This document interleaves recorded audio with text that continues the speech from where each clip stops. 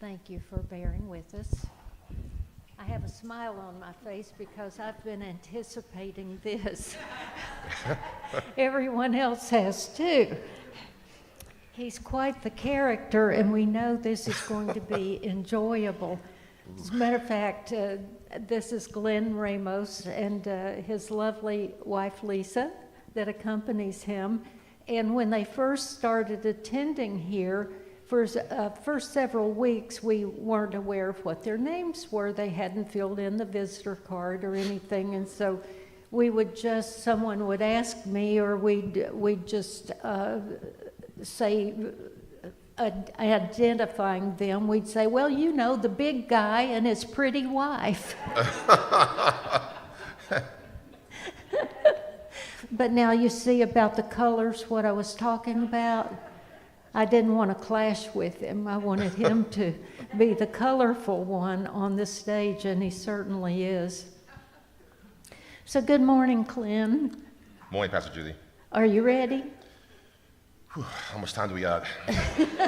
This might be a long event. I would first just like to ask you about where you grew up, and if you would tell us a little bit about that. I know that there's a little bit more to your family heritage than, yeah. And I'm sure you can share all of that too, if you would. Sure. So, just to reiterate, I am Glenn Ramos. I am 54. My first day at Earth School is February 7th, 1971. So, a little bit about me. I actually was not born in the United States. I was actually born in Castries, St. Lucia, British West Indies. So, my mother, so before I start there, side note, we're going to do a little legend here because this story is going to get a little confusing. So, for the purposes of the story, my real birth mom, I will call her bio mom, okay? My real birth dad will be bio dad, okay? Now, the people that you will eventually get to know, my adoptive parents, we'll call them mama and papa, okay? I'll explain that later. So, I was born in 71 in Castries. Fast forward, I was 8 months old. My bio mom took me to Puerto Rico, and she got real sick. So it's very common in the West Indies for people to, family members to take care of kids, grandparents, aunts, uncles. Very common, all right? So she got sick. She left me with mama and papa. She went back to Castries to get better. In that process, I don't know what happened there exactly, but it's coming to light now. When she came back to get me, it was about maybe like a year, couple years later. My mom and pa had adopted me, apparently, okay? So it's about, the time frame is now February 5th, 1973. I'm 2 years old. And she comes back and, you know, hey, come back and get my kid. No. We adopted him, sorry. Go back home. Very interesting story there. I guess, this is really confusing. I'm trying to say in a way that is not confusing. So let me do this instead. Let me just switch it up a little bit. Let me give you the Disney version first. Then I'll give you the non-Disney version. And then if we have time, we'll go into the spiritual portion of it, okay? So let me give you the Disney portion of it. So, 2 years old, I live in Puerto Rico now, okay? I'm living with my mom and papa in Maya West, Puerto Rico. Fast forward to, about 4 years old, my dad comes to the States, papa comes to the States to look for a job because he lost his job with the airlines. So he gets a job with Ford Motor Company in Avon Lake, Ohio. That's near Cleveland, about 35 minutes west of Cleveland. So he works up here. We're still in Puerto Rico. And he calls for us. This is 75 now, 1975. to come and move up here with him. He has a house now. We have like a little duplex. Start living. Everything's great. I go to school. I start school over here when I was 1976 over in Sheffield Lake, Ohio. A little school called Forest Lawn Elementary School. I go through school, first, second grade. They decide, this is probably 78, I think. Yeah, 78, they want to go back to Puerto Rico because Northern Ohio is just way too cold. Snow, freeze, everything like that. So they decide to sell everything in the house, try to put up the house for sale to move back to Puerto Rico. That didn't work out. So the backup plan, we moved to Lorain, Ohio. I grew up in basically some townhomes. There were some Section 8 places there, so it's a little mixed crowd. Sheffield Lake was more of white suburbia, okay? I was like the only black kid in my class in Sheffield Lake. Now, once I moved to Lorain, Ohio, it was a little bit different, more diversity. I actually went to Catholic school, St. Vincent de Paul Elementary School. I went there from 2nd to 8th grade. I was, I was a altar boy. I got my first Holy Communion, confirmation in 8th grade. During that time frame, I did very well in school, very well. High honor roll. I did very well in my classes. My favorite class was spelling. I love spelling. I actually went through, it was 7th grade? No, it was 8th grade.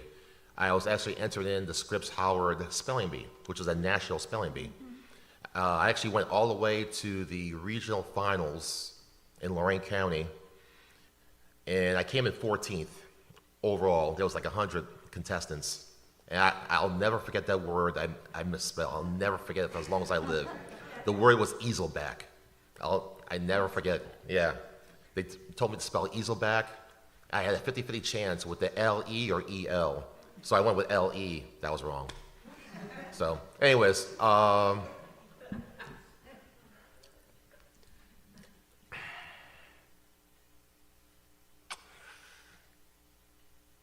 going to high school, we actually moved again. So we moved from Lorain, Ohio, and we moved back to Sheffield Lake. I went to public school. Not such a great thing because, a Catholic school kid going to public school, not such a great thing. I got picked on a lot. I got bullied a lot. I still did very well in my classes. Always high honor roll, 4.0 GPA. But I got picked on a lot in my first couple of years there. I remember in high school, and I'm trying to fast forward here because there's a lot of things to cover. So there's some things I'm missing here, but I'll fill in the gaps later. But in high school, I was in physical science class. I remember it was 9th grade, and there was this kid. His name, I'll never forget his name, David Sprouse. His nickname was House because this guy was big, huge. I was $125 maybe. This guy was like 260, easy. The guy's huge for a freshman. And we were in physical science class, and he started picking on me, and just to impress his friends. And that day was just not the day to do it for me. It was just a bad day overall, and we started exchanging some words. I can't say it here, obviously. He turned around and he picked me up, grabbed my favorite polo shirt, and all the buttons started flying off my shirt. He ripped it. Oh, I got so angry. I lost it. And when I say I lost it. This was physical science class, so I went back to class and I picked up a pipe wrench. Oh yeah. And I went back and I was going to strike him with it. Luckily, the teacher turned around and said, "You two, principal's office now." So I spent a few days in school suspension. That was the last time I ever did that ever again. So, but time went on. I think that changed things. That changed the course of my life actually, because from that point forward, everyone in school said, "Hey, don't mess with Glenn because that guy's a little crazy." And I got a lot of respect actually from all my from the upperclassmen actually. I actually had a lot more friends with the juniors and seniors than my own class. Now, mind you, I'm back in Sheffield Lake, Ohio. So I'm back in white suburbia again. So in this high school, I was in senior class. Once I got my senior year, I was one of 5 black kids in the entire school. There was me in my senior class. There was my buddy, Tyrone Manhoff, in junior class, and there's 3 sophomores. They had a couple Latinos, a couple of Asians, that was it. So, but remember, I did very well in school. I graduated valedictorian of my high school. My GPA wasn't that great because, I'll tell you a little bit in a second here. I had 3.77 GPA, a lot further down than 4.0. And what had happened was, going back to my earlier days, my earlier childhood, when I was a year and a half in Puerto Rico, I had a high fever. It was like 106.5, really high fever. Went into a febrile seizure, convulsions, and in Puerto Rico they had no carpeting. It was all like cement tiles, very hard floor. So when my head hit the ground, I went into convulsions. So fast forward, since I had done so well with school, I had to do this because my father had to sit down and talk with me. He said, Glenn, look, I know you're coming to the end of your high school here. I'm going to tell you right now, I can't afford to pay for your schooling. So I said, oh, I guess I could do this on my own. Great. So what I did was I applied for ROTC and I applied for the military academies. I got a Navy ROTC scholarship to Purdue University.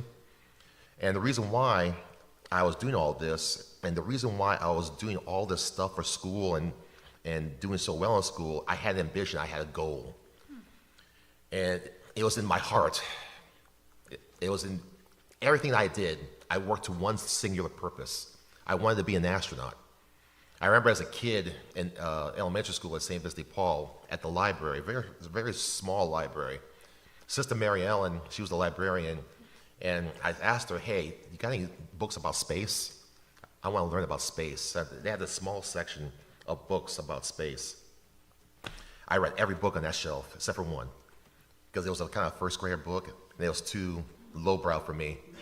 But anyways, I read these stories, the stories of these astronauts going up into space, going on big rockets, Project Gemini, Project Apollo, Project Mercury, Friendship 7, John Glenn, Edward White, all these guys. I said, I want to do that. That's what I want to do. I worked towards that goal. So that's why I did so well in school, all my grades. I sacrificed a lot. And once I got to a point, I got that ROTC scholarship in high school. I said, look, here's my paper. I got a 4-year scholarship at Purdue. And the reason why I chose Purdue is because the core of NASA's astronauts went through Purdue. So I was following their whole career chronology. So fast forward a little bit, after I got that beautiful letter, 2 weeks later, I get another letter. And this is from DODMERB. For some of you military guys probably know what DODMERB is. Department of Defense Medical Evaluation Review Board. They said, hey, Glenn, guess what? You have seizures. We're going to take your scholarship away. I was like, after all that work, all that sacrifice, all the hours of studying, just down the tubes like that. Luckily, I didn't put all my eggs in one basket. I had one singular egg. It was a very small egg, but it was there. And that was the University of Dayton. That was my backup plan, civilian route. I had no intention to go down the civilian route, but here I am, no scholarship, no Purdue, no military, really.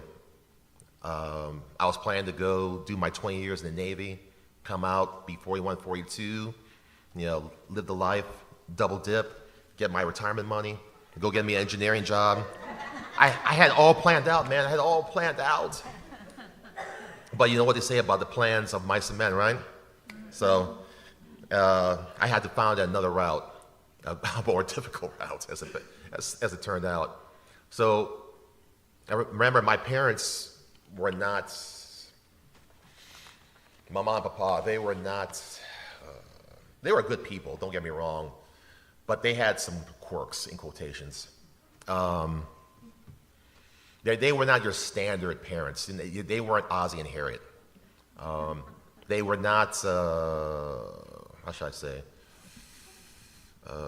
They didn't live the American lifestyle. You know, your kids go to prom and all that other stuff, and you go involved in sports. They were not all with that. So I kind of grew up kind of like no responsibilities, nothing, really nothing. I had no chores to do as growing up. So when I got into the real world, once I got to college, I had no freedom really as a kid growing up. And that kind of really cost me because once I got into the real world and once I got to UD, I saw all this freedom. I didn't know what to do with it. And Lisa's laughing at me right now. I lost it. Once I got to UD, that was it. I mean, I was like, oh man, parties. Look at this. Oh, look at, yeah, party time. I didn't do any kind of studying. I did a lot of procrastination. I failed so many tests. There were so many times I had to go in front of the Dean of Engineering and say, hey, Glenn, your GPA ain't so great. You might have to consider leaving and do something else. Actually, I had a conversation with Dean Phillips, and he said, Glenn, I'm not going to kick you out today, but what I am going to do is say, not everybody's built for college. It's okay to go out there and be a blue-collar guy. That's okay. There's nothing wrong with that. I was like, oh, boy. And I saw all my plans really going into the, you know what. It took me a long time, 13 years to get out of college. 13 years to get out. And it was a lot of, I would go to school, take some classes, save money, take some classes, fail some more, take some more classes. And then finally, I just got to a point, you know what, I'm tired of making chump change. Lucky for me, I was working as an engineering lab technician before I became an engineer. So I was working in various places. I worked, I started my career as an engineer intern at Delco Chassis. And that blossomed into a 40-hour full-time job. I worked at Valio, worked at other places. But finally in 2002, I'm trying to make this quick. So I'm missing some things, but that's okay. In 2002, I finally, 2000, I actually started working for the University of Dayton itself. And I'll tell you why. So, interesting story here. I got to a point where, Glenn, enough's enough. I got to finish classes. I got to get my degree. I got to get out of here. How am I going to do this? Because all my loans were kicking in effect, and I didn't have money to save for school. Plus, I had the fact that I had to go back to the Dean of Engineering and convince him a fourth time to let me get back in school. I already had my 3 strikes. So one day, and this is how God works. It's amazing. Normally, I don't get the newspaper. Now, again, this is back in 2000, so there was really not a full-blown internet yet. So in 2000, I went and grabbed a paper for some reason. I don't know why. I just grabbed a newspaper. And I started looking through the job classifieds. And I said, okay, let's see what I got here. Okay. Oh, wow, look at this. The University of Dayton, my school, the research institute, was looking for an engineering lab tech on 3rd shift. I said, wait a minute, hold on here. I started looking at the benefits. I said, look, okay, benefits, University of Dayton. Oh, look at this. They give you 6 free credit hours per semester. That's it. If I could get this job, I could go back to school. Hopefully they'll take me back. Hopefully I'm praying. And I started working there. I got the job, actually. I worked in 3rd shift. And I had the meeting with the Dean of Engineering. And he looked at me and said, Glenn, I really don't want to bring you back here because you had such an illustrious career. And I'm there begging and pleading and saying, look, you have to give me another chance, please, because I'm working for the research institute now and blah, blah, blah. And he said, you know what? I'll tell you what I'll do. I'm going to let you back in on condition. And you're going to be on basically, I forget what the term was called. It was, who said that? Well, no, it's not suspension, but it's kind of like, yeah, thank you. And he just said, yeah, I'll let you back in, but you got to make your grades, man. But guess what? Glenn said, you know, I'm back in, I'm going to make my grades. And Glenn did. But unfortunately, end of 2001, I got laid off from UDRI. And this is where my life really changed. You talk about the proverbial fork in the road. I came to my fork in the road right here. So December 2001, I get a notation from the UDRI. I was laid off. I lost my job. But they told me, they said, Glenn, you have enough work hours accrued that we'll give you another 6 credit hours, even though you're laid off, another 6 credit hours and continue your education. Well, at that point in time, this is the beginning of 2002 now, I had only 17 credit hours left. That's a full load. I said, you know what? I got 2 choices here. Choice A, I can just take the 6 credit hours and be done with it, and still have 11 left over to do, with the hope that they call me back to work full time. Or option B, I can take the risk, take the 6 credit hours plus a loan for 11 credit hours, do the whole full 17, and hopefully they don't call me back. And basically, I kind of felt like Two-Face from Batman with my coin. Flip it, let's see what happens. Oh, option B, let's go. So I took option B with the hope and prayer that was going to happen. Guess what happened? Option B came January 2002. Now, mind you, remember, I never once completed a full 17 credit hours ever. Ever. This is the first time for me. So I'm thinking, this is Glenn, this is it for you. If you don't make it here, this is it. This is your absolute last chance. I'm telling this to myself. So January 2002 rolls around, got the loan, 70 credit hours. I said, Glenn, this is what you're gonna do. I moved to an efficiency because I couldn't afford my other apartment. This efficiency, again, God is good. He found me a nice place. It was $350 a month. It was above a beauty salon. It was only a 10-minute walk from school. I didn't have to commute. I could just go walk to class.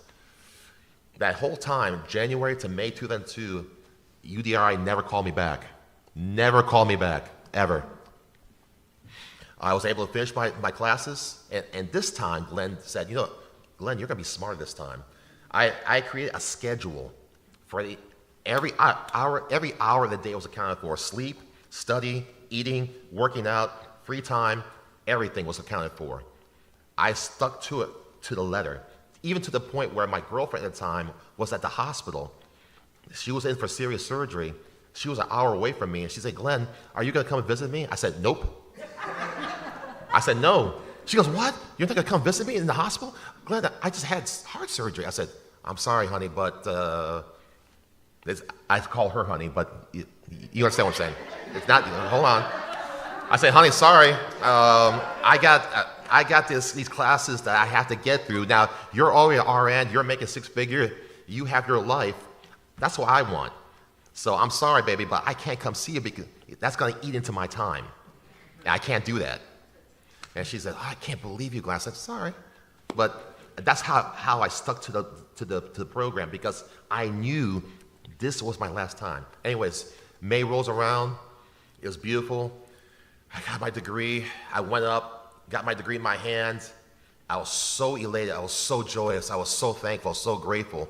I did it finally. I finally did it. And it was so joyful that the local Dayton Daily News was there, and they took a snapshot of me, and they put me on the front cover in the upper left-hand corner with me like. Anyways, so now everything starts. My life starts. Got my engineering degree. By the way, I have a Bachelor of Science in Mechanical Engineering from the University of Dayton. I started off in automotive. I worked at a couple of different places. I worked at Delphi Electronic Safety. Then that transferred over to United Airlines. I worked there. That was my first stab in aviation. Worked there for a couple of years. I went to Rolls-Royce. Worked there for a couple of years. And then now this latest job here, Airbus. And I've been there for 15 years. That one event changed my whole life. I mean, I was basically on a string, and I was able to get through that point. I chose the right path, and it worked out for me. It was just really amazing how it worked out. So she's laughing at me and say, yeah. Anyways, so I'm just trying to get the Lisa part here. In July of 2008, I get laid off from United Airlines. I love that job. I really did. It was a great job. I went to Beijing like 3 times for my projects. A black guy in Beijing, China. That was a great thing. That was amazing. I was like a fly in a glass of lemonade, so to speak. You know what I mean? I really stood out. Really, I'm 6'2". I'm taller than everyone else, and people would stop me on the sidewalk and take pictures with me because they've never seen a 6'2" black guy, right? So Beijing was a really cool town, very Western friendly. A lot of German influence in Beijing. There's a lot of hotels that are owned by Germans. But a great little town. That was the same year that the Summer Olympics were in Beijing, in summer of 2008. So they were getting ready for that. Great little time out there. But anyways, back to Lisa here.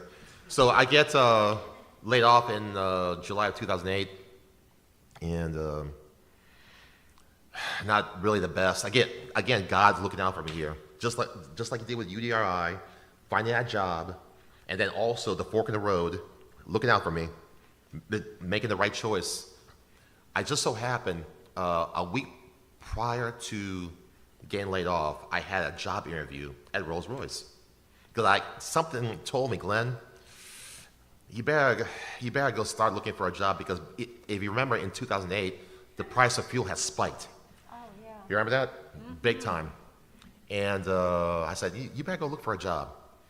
So I interviewed for the job. This was in Mount Vernon, Ohio, which is about an hour northwest of Columbus, Ohio. This is going to be important in a few minutes. So the day I get laid off, July 15th, 2008. Yep. Think about that now for a second. July 15th, that's her birthday. That's when I got laid off. I'm distraught. I say, what am I going to do now? I got no job. I'm laid off.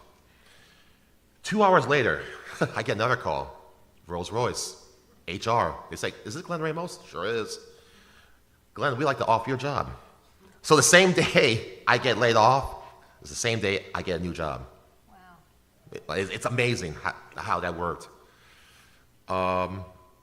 So I get ready for the transfer over. I move over to Columbus. Fast forward a few months, January 2009, actually January 3rd, 2009.